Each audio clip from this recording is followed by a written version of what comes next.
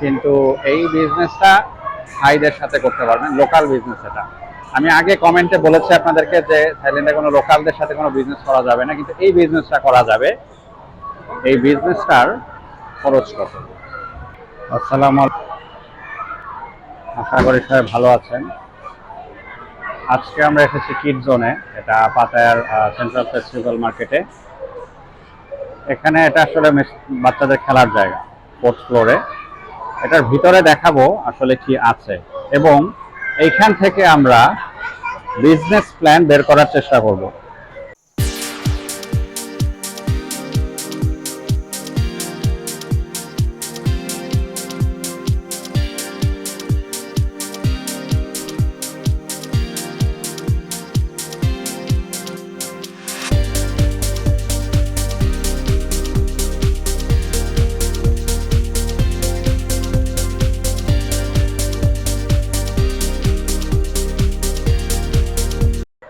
এটা অনেক বড় জায়গা জুড়ে এবং ভিতরে অনেক কিছু আছে। আশা করি ভিতরে যাবো। আগে আমরা টিকিটের দামটা দেখে নিই। টিকিট হচ্ছে কি এখানে বড়দের এবং ছোটদের। ছোটদের 220 বাট, বড়দের 100 বাট। 2 ঘন্টা 340।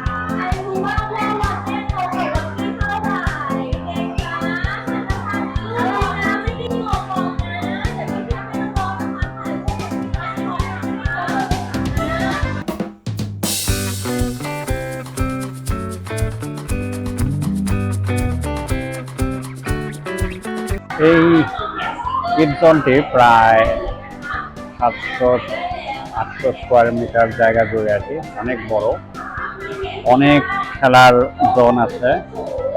এখানে বাচ্চারা বাবা মাকে নিয়ে ঢুকতে পারে, আবার একাও ঢুকতে পারে, এবং বেশি ছোট হলে তাদেরকে স্টাফ আছে, ওরা হেল্প করে।